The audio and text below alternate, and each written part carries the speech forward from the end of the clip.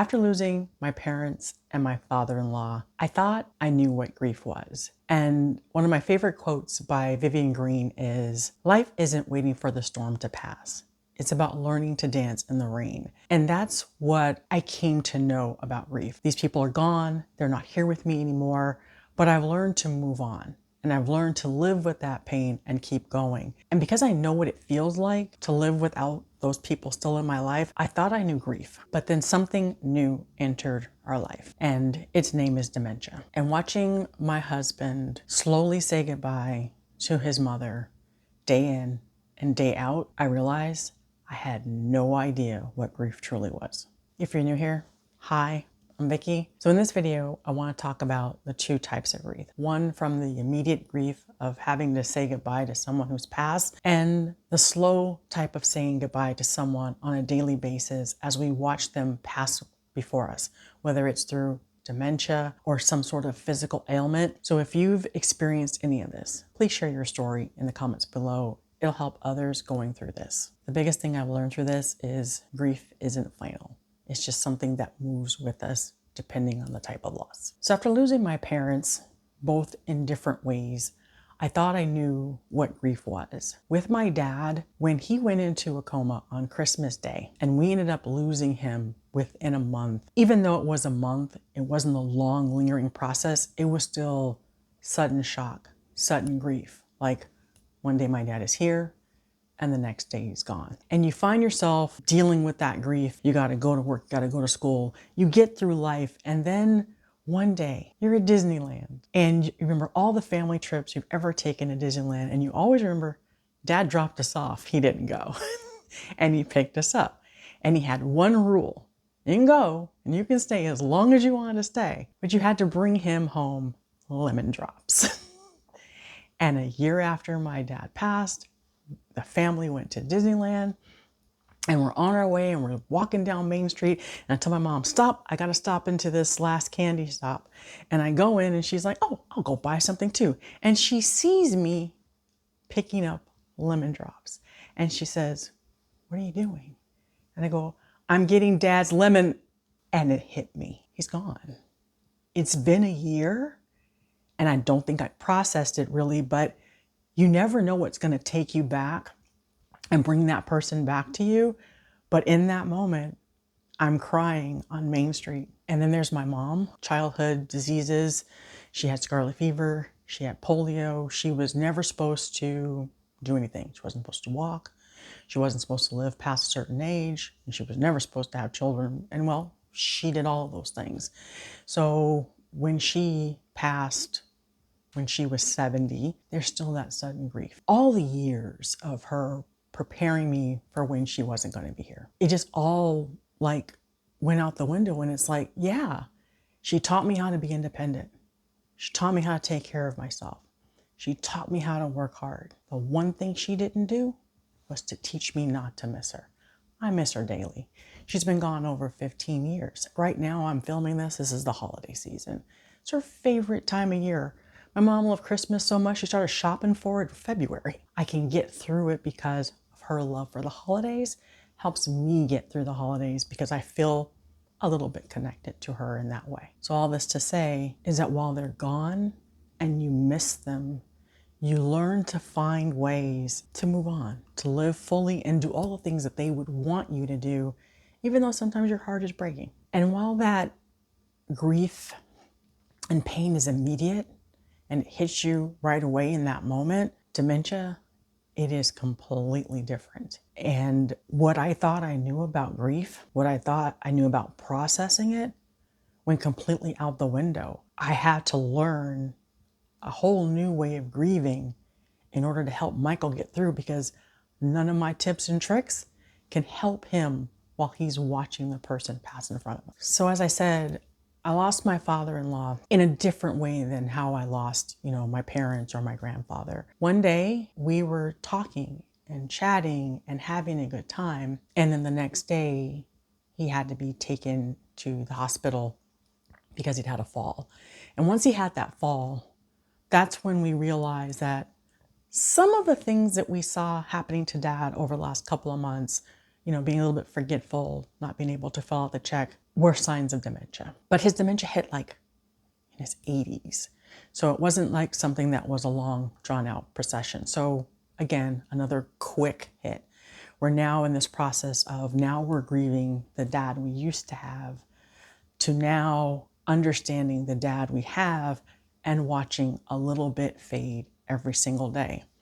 But just as soon as we started to understand that he had dementia, then his body stopped and it started to give out on him. And so now it was no longer a matter of he couldn't remember how to write out a check or was having a hard time. It was now he couldn't walk, he couldn't feed himself, and he couldn't talk to us. And then as fast as we were starting to process this and try to understand that what he was going through was Parkinson's and Parkinson's dementia, we lost him. And so unlike my parents, within a matter of a couple of months, we had to say goodbye to him twice. We had to say goodbye to the man we knew, and then we had to say goodbye to him completely. And watching Michael go through and process that, and you want to try to share tips and tricks to try to make it a little bit easier, but I didn't know what to do.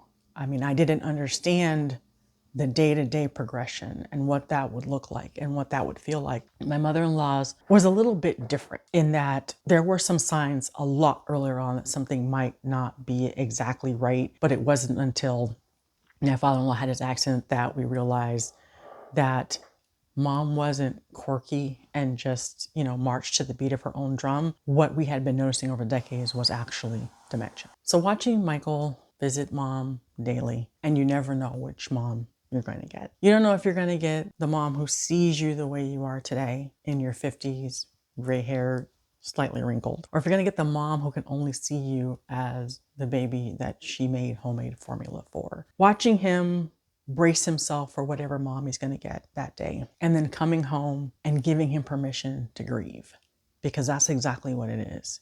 You are grieving the person you used to know, accepting the person that they've become, but you never really know which person you're going to get on a daily basis. And with my mother-in-law's dementia, there's confabulation. So her memory is gone. So her brain fills in the holes in her memory with other stories.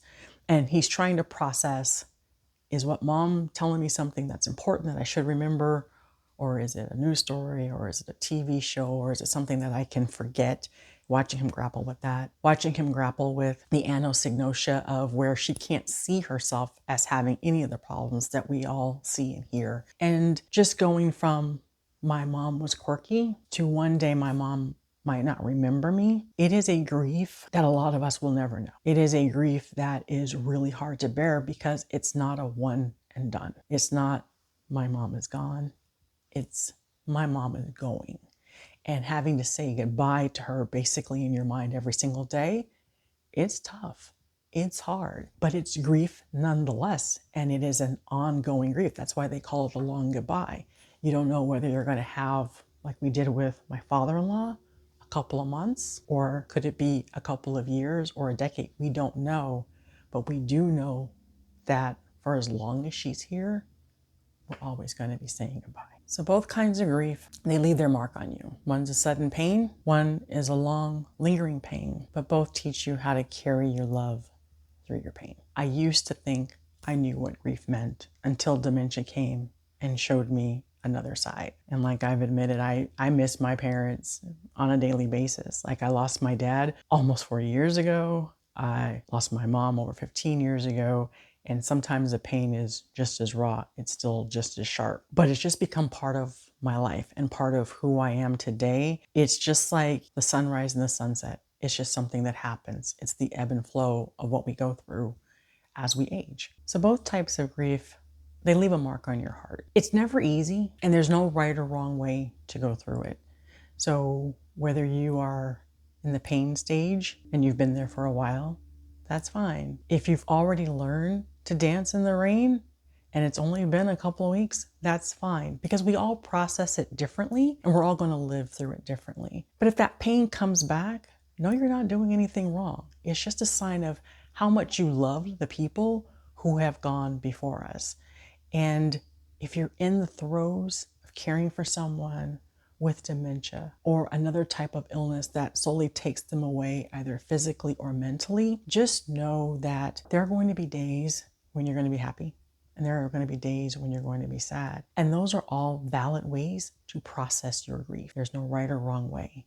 There's no timeline on when you have to be over your grief. We all process it differently. And don't be ashamed to reach out and get counseling, whether the person is gone or still here, because you also have to get through this time. No one ever told me what they were really going through when they were caring for parents like we are. I really wished I would have been smart enough to actually ask the questions. Maybe they just didn't feel like they could share that for feel that, they were burdening us with their concerns. But I think that the more that we ask people what they're going through, it's twofold. It's a win-win. They get to share and we get to learn. So in all this hindsight here, grief has taught me 3 things. 1, it's always with us. Whether you're walking down Main Street in Disneyland, hearing Christmas music on the car radio, or you're just watching a sunset, you never know when a past grief will come back up or if a current grief will get worse. 2, there's no right or wrong way to grieve. If you're like Michael,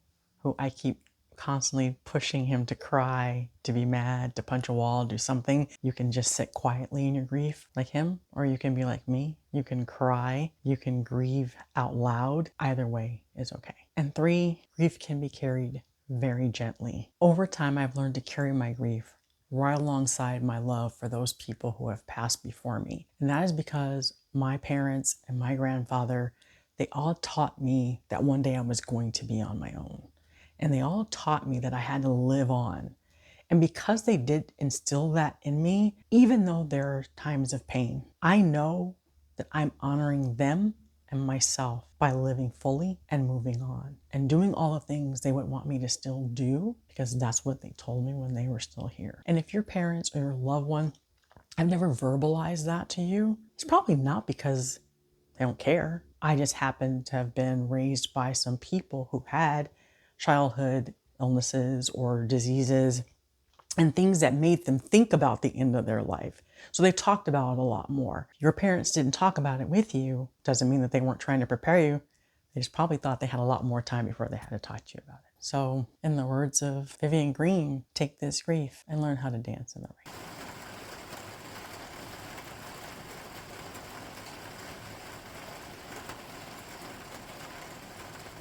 If you're a caregiver taking care of someone with dementia, take a look at this video here where I talk about 8 ways being a caregiver has changed me for the better. Maybe it will help you as you're going through this time. Look for the silver lining in that dark cloud that is dementia and caregiving, because there is some good in it, no matter how much it hurts. I'll see you over there.